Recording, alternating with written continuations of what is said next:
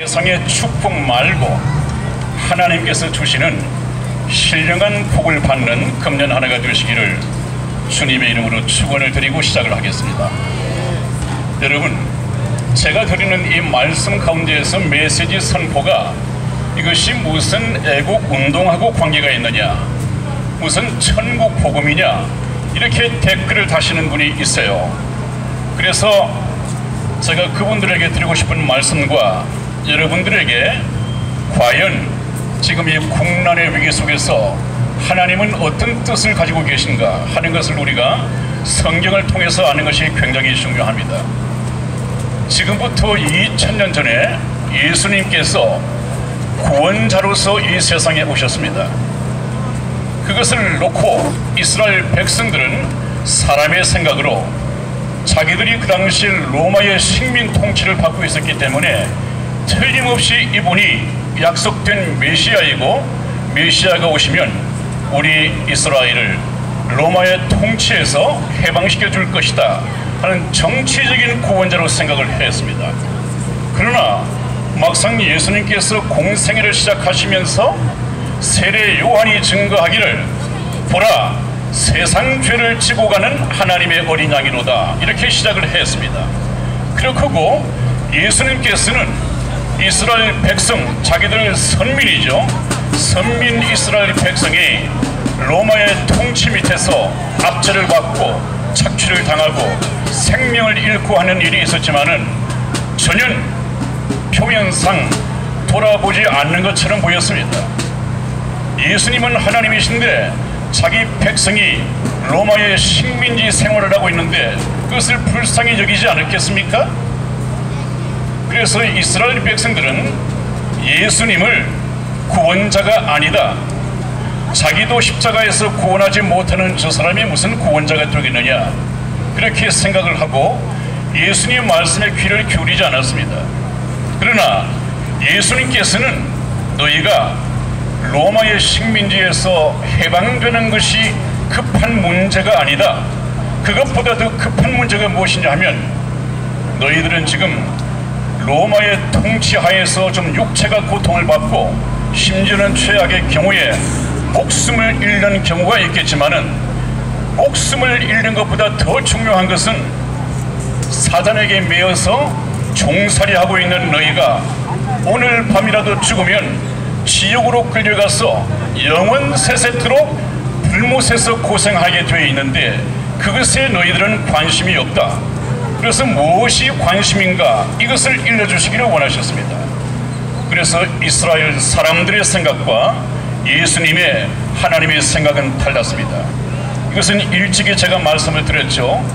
이사야서 55장 8절에서 9절까지 말씀을 보면 여호와의 말씀은 내 생각은 너희 생각과 다르며 내 길은 너희 길보다 높아서 하늘이 땅보다 높음같이 내 생각은 너희 생각보다 더 높고 내 길은 너희 길보다 더 높다, 이렇게 말씀을 했습니다. 그래서 사람의 생각과 하나님의 생각이 전혀 다르다는 것을 미리 말씀을 하셨습니다. 그래 놓고 덧붙인 말씀이 너희에게 몸은 죽여도 영혼은 능히 죽이지 못하는 자들을 두려워하지 말고 오직 몸과 영혼을 능히 지옥에 멸하시는 자를 두려워하라. 목숨, 육체 목숨, 이건 어차피 한 번은 죽게 되어 있습니다. 육체 목숨도 중요하지만 더 중요한 것은 영혼을 구원받아서 사탄에 매여서 종노릇하다가 오늘 밤이라도 죽으면 지옥 가는 것이 더 큰 문제다 하는 것이 인간의 생각과 하나님의 생각이 다른 이 생각의 차이입니다. 여러분, 예수님께서는 정말 상황에 맞지 않는, 나라가 지금 식민 통치되고 받고 있고 나라가 지금 망해 있는데 전혀 상황에 맞지 않게 천국 복음을 전하고 있는데 이것을 이스라엘 백성들은 이해를 못했습니다. 그래서 예수님께서는 물으셨죠. 너희들이 이렇게 살다가 결국 나를 십자가에 처형하게 될 텐데 그렇게 되면 너희들이 엄청난 환난을 받게 될 것이다 하는 것을 하나님이신 예수님은 미리 아셨습니다. 그래서 하나님께서는 예수님께서는 나중에 가까이 오사 성을 보고 우시며 가라사대 예루살렘아 예루살렘아 암탉이 자기 새끼를 날개 아래 모음과 같이 내가 너희를 모으려 한 적이 얼마나 많았더냐. 그러나 너희가 원치 아니하였도다 그랬습니다. 예수님께서 모으려 한 것은 무엇일까요? 날개 아래 모은다고 하는 것은 자기 새끼들을 날개 아래 보호한다는 얘기인데 예수님께서 보호하시고자 하는 것은 무엇이었습니까? 저와 여러분들의 영혼을 걱정하신 것입니다. 하나님의 관심은 영혼이 먼저입니다. 여러분, 우리나라가 곧 좋은 날을 맞게 될 것이지만은 지금 태극기를 들고 애국운동하는 분들 가운데에서 이미 연세가 많으신 분이 계시고 불편한 몸을 이끌고 나오신 분들이 많이 있습니다. 이분들이 좋은 날을 보고 복음이 있는 교회를 나가서 영혼의 구원을 받고 돌아가신다는 보장이 어디 있습니까? 그 날을 보지 못하고 오늘에도 돌아가실 분들이 계시단 말이죠. 지금 당장 해야 할 일이 무엇입니까?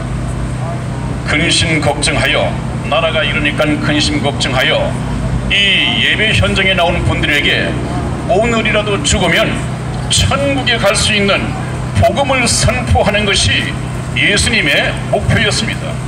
하나님께서는 계속해서 영혼 구원에만 관심이 있습니다. 이것이 하나님의 뜻입니다. 하나님의 뜻은 뭐라고 했습니까? 내 아버지의 뜻은 아들을 보고 믿는 자마다 영생을 얻는 이것이니, 하나님의 뜻이라고 하는 것은 예수 그리스도를 믿고 영생을 얻는 이것입니다.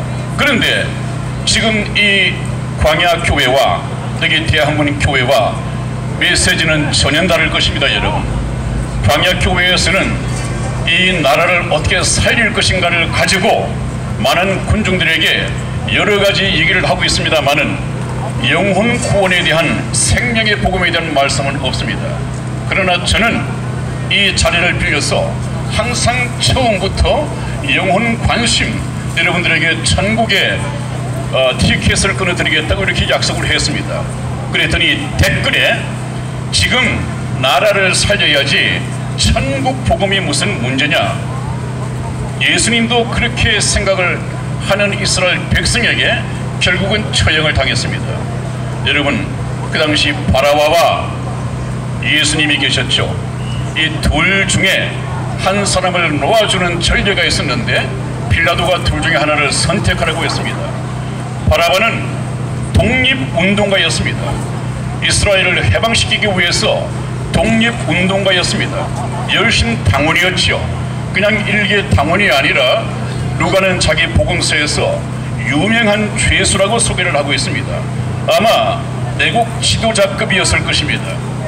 그런데 예수 그리스도를 죽여버리고 이 독립투사를 살려내면 이스라엘 백성이 로마로부터 통치할 것이라고 인간들은 믿었단 말이에요. 하나님을 알지 못하니까, 하나님의 뜻이 무엇인지 알지 못하니까 이 독립투사를 살려달라고 했습니다. 그들의 뜻대로 독립투사인 바라바가 풀려나고 예수님은 십자가상에서 돌아가셨습니다. 이스라엘이 독립을 했습니까? 그로부터 40년 후에 로마의 타이터스 장군이 서기 70년에 로마의 군병을 데리고 이스라엘을 박살내버렸습니다. 이스라엘 나라는 서기 70년에 완전히 없어져 버렸습니다. 지구상에서 이스라엘 나라가 없어졌습니다. 언제까지 그랬습니까? 서기 1948년 5월 14일 독립을 할 때까지 약 2000년 동안 예수 그리스도를 잡아 죽인 죄로 이스라엘은 패망했습니다. 그러나 하나님께서 하실 일이 있기 때문에 다시 2000년 만에 독립을 시키셨죠. 그것을 볼 때 여러분들 성경에서 뭘 배웁니까? 꼭 같은 상황이 이스라엘에 있었고 오늘날 우리 대한민국에 꼭 같은 상황이 있습니다. 여러분들이 예수님을 따라서 천국의 복음을 듣고 영원히 거듭나야 되겠습니까? 아니면 기독교의 이름으로 사람들을 많이 모아놓고 나라가 망할까 봐서 겁이 나서 근심 걱정 끝에 몰려든 이 많은 군주들에게 생명의 복음을 전해야 되겠습니까? 여러분 한번 생각을 해보십시다. 지금 우리나라에 하나님의 자녀가 되고 구원받은 성도들이 많아지면 하나님이 이 나라를 망하게 하시겠습니까? 아니면 하나님을 사랑하는 구원받은 성도가 없으면 하나님께서 이 나라를 살리시겠습니까? 그 예는 어디서 봅니까? 성경 말씀에 나와 있지 않습니까? 옛날 소돔과 고모라에 하나님을 중히 여기고 하나님을 찾는 의인 10명이 없었기 때문에 망했다. 하나님이 망하게 하시고 안 하시고는 자기 백성이 많이 있느냐 없느냐 이 차이입니다. 그렇다면 우리나라가 하나님으로부터 은혜를 받고 다시 기사회생한다고 한다면 이 기간 동안에 하나님의 천국 복음을 듣고 많은 사람들의 영혼이 거듭나서 하나님의 백성들이 많아져야만이 하나님께서 이 나라를 귀중하게 생각하실 것 아니겠습니까? 왜 거꾸로 생각을 합니까? 하나님은 자기 백성들이 많아지는 것을 원하십니다. 인류 역사의 주인공은 하나님이시고 하나님께서 인류 역사를 경영해 가시는 목적이 천국의 백성을 모집하기 위해서 하나님께서는 지금 이 시간에도 역사를 경영하고 계십니다. 여러분 제 말씀을 잘 들으십시오. 이제 거의 하나님께서 계획하신 인류 역사의 이 마지막이 거의 다가오고 있습니다. 무엇을 보면 알 수 있느냐? 마지막 시대의 징조를 제 말이 아니라 역사의 주인이신 하나님의 성경 말씀을 통해서 다음 시간에 구체적으로 말씀을 드리겠습니다.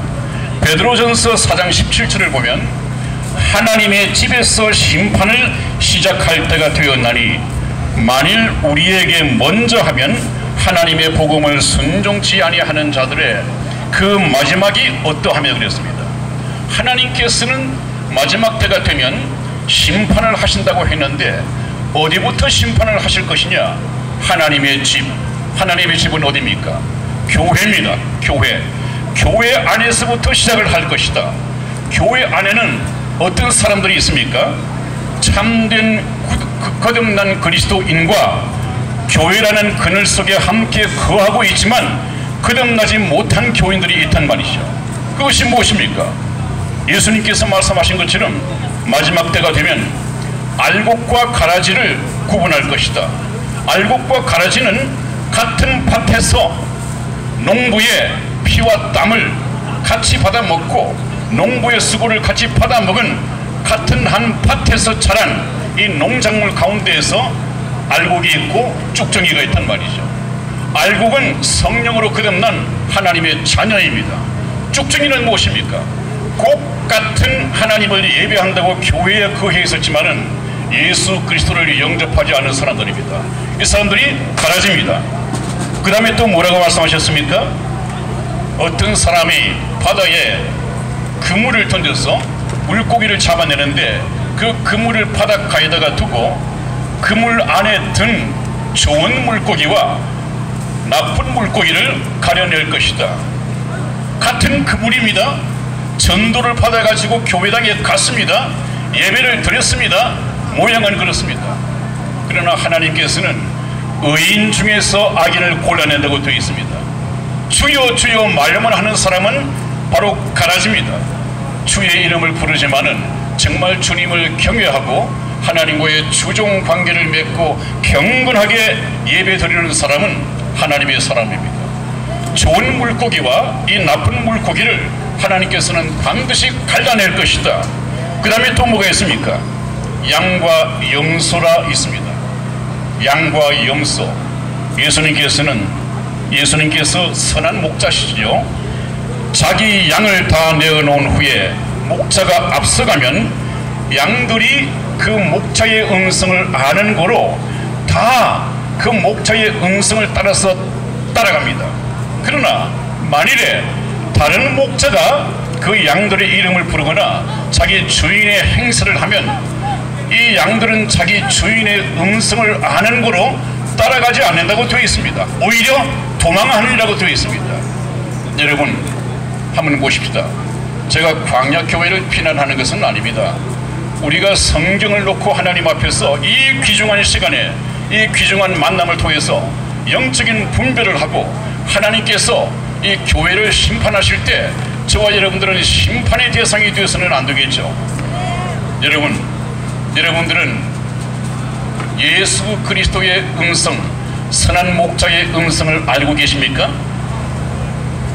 지금 광야교회에서 하나님도 까불면 나한테 죽을 수 있어, 예수도 나를 닮아서 말의 실수를 많이 해, 이렇게 얘기하는 그 다른 목자를 따라가시겠습니까?